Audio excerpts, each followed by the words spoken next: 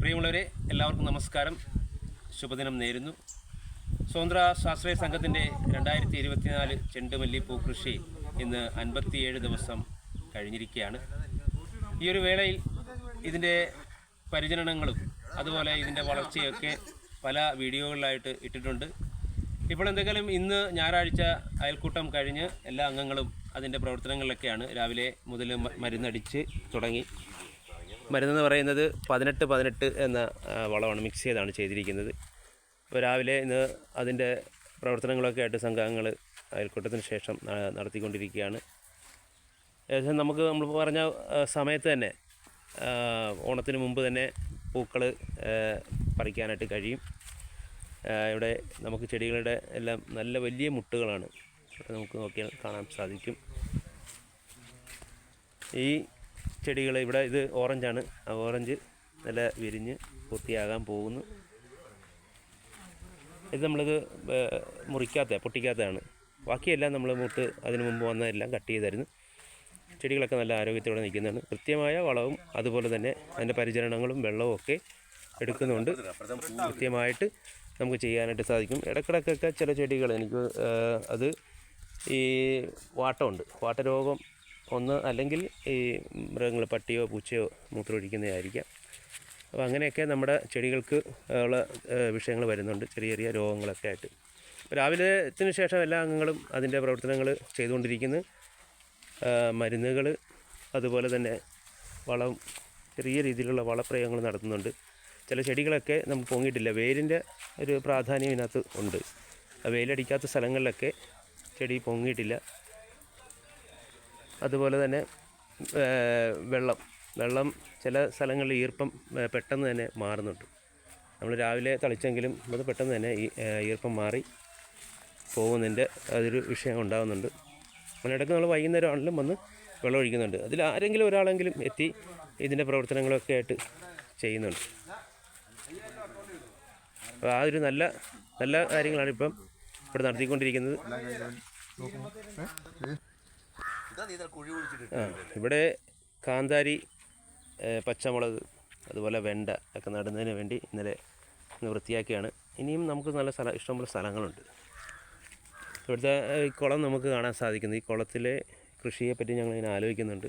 ഇവിടെ നല്ല രീതിയിൽ മീൻ കൃഷി നടത്തിക്കൊണ്ടിരുന്നതാണ്. ഇപ്പോൾ 1-2 വർഷമായിട്ട് ഇങ്ങനെ കിടക്കുകയാണ്. അപ്പോൾ ഈ സ്ഥലങ്ങളൊക്കെ നമുക്ക് പ്രയോജനപ്പെടുത്താനുണ്ട്. അതുപോലെ ഇതിന് തൊട്ട് അടുത്ത് കിടക്കുന്ന പാടങ്ങളാണ് നെൽകൃഷി. അപ്പോൾ നെൽകൃഷി ആദ്യം ഞങ്ങളിങ്ങനെ ആലോചിച്ചു, നെൽകൃഷിയെപ്പറ്റി ഒന്ന് ആലോചിച്ചാണ്. പക്ഷേ എന്നിട്ടും അതങ്ങ് വിട്ടേച്ച് ഇനിയിപ്പോൾ ഈ ഒരു കൃഷിയായിട്ട് ബന്ധപ്പെട്ട് നിൽക്കുന്നതുകൊണ്ട് അതിനെയും തുടരാനായിട്ട് സാധിക്കും. അതുപോലെ നമ്മുടെ അടുത്ത പ്ലോട്ടാണ് ഇത്. 4 സ്ഥലങ്ങളിലായിട്ടാണ് നമ്മൾ ചെയ്തിരിക്കുന്നത്. ഞാൻ നേരത്തെ പറഞ്ഞിട്ടുണ്ട്.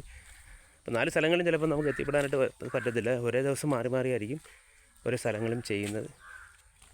ഇവിടെയൊക്കെ ചെടികൾ നല്ല പൊക്കത്തിലാണ് വന്നിരിക്കുന്നത്.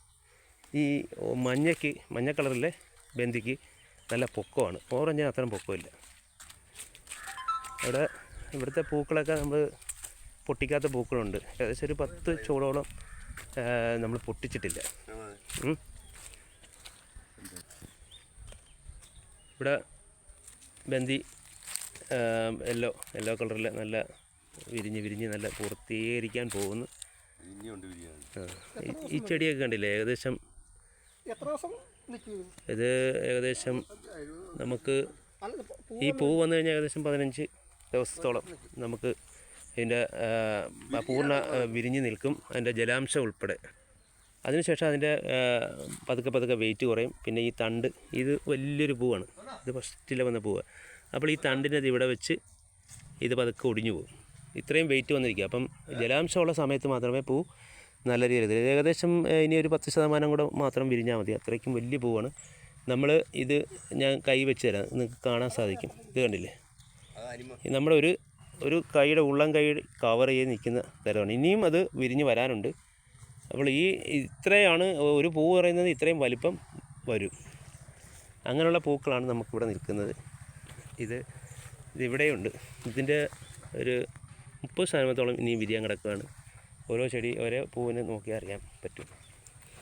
ഇതൊക്കെ കാണുമ്പോൾ എന്ത് രസമാണ്. നമുക്ക് ലൈവായിട്ട് കാണുമ്പോൾ കിട്ടുന്ന ആ ഒരു ഒരു മനസ്സിനുള്ളൊരു സുഖം ആനന്ദമൊക്കെ നമ്മൾ നട്ട് വളർത്തി അതിനെ പരിപാലിച്ച് കൊണ്ടുവന്ന് അത് വിരിഞ്ഞ് വരുമ്പം കിട്ടുന്ന ഒരനുഭൂതി എന്ന് പറയുന്നത് അതൊരിക്കലും പറഞ്ഞറിയിക്കാൻ പറ്റില്ല. നിങ്ങൾക്കറിയാമായിരിക്കാം, എല്ലാവർക്കും അറിയാം, ചെടിയൊക്കെ വീടുകളിൽ ചെയ്യുന്നതാണ്. കിട്ടുന്ന ആദ്യത്തെ പൂവൊക്കെ വരുമ്പോൾ നമുക്ക് കിട്ടുന്ന ആ സന്തോഷമുണ്ടല്ലോ, അത് വളരെയേറെ നമ്മളെ ഒരാത്മസംതൃപ്തിയാണ് നമുക്ക് കിട്ടുന്നത്. ഇവിടെ ചെടികളൊക്കെ നമ്മളിത് കട്ട് ചെയ്യാത്തതാണ്, അതുകൊണ്ടാണ് ഇത്രയും വിരിഞ്ഞിരിക്കുന്നത്. ബാക്കിയെല്ലാം മുട്ടുകളൊക്കെ നല്ല വലിയ മുട്ടുകൾ വന്ന് നിൽക്കുകയാണ്. ഇതെല്ലാം ഒരുപോലെ തന്നെ എത്തും. നമുക്ക് ആ സമയത്ത് ഓണത്തിന് മുമ്പ് തന്നെ അത് പൂ പൊട്ടിക്കാനുള്ള സംവിധാനം ഉണ്ടാകും. എന്തെങ്കിലും ഇതാണ് എല്ലാവരും പറയാനുള്ളത്. അതുകൊണ്ട് കൃഷിയുമായിട്ട് ബന്ധപ്പെട്ട് ഇനി എല്ലാവരും, എല്ലാ സമൂഹത്തിലുള്ള എല്ലാ ആൾക്കാരും, അതിനകത്ത് വലുപ്പമോ ചെറുപ്പമോ ഒന്നും ഇല്ല, ആണിനും പെണ്ണിനും അതുപോലെ ചെറുപ്പക്കാർക്കും പ്രായമായവർക്കും ഒക്കെ നമുക്ക് ഇത്തരത്തിലെ കാര്യങ്ങൾ ചെയ്യാം. കിട്ടുന്ന ഒരു മനസ്സിനുള്ള സുഖം, ആനന്ദം, അതുതന്നെയാണ് ഇതിൻ്റെ യഥാർത്ഥ ഫലമെന്ന് പറയുന്നത്. പിന്നെ നമുക്ക് അതിൻ്റെ കായ്ഫലമാണേലും അല്ലെങ്കിൽ പൂവിന് വരുന്ന ഫലങ്ങളൊക്കെ നമുക്ക് ഉപയോഗിച്ച് അത് കൊടുത്താൽ നമുക്ക് പൈസ കിട്ടും.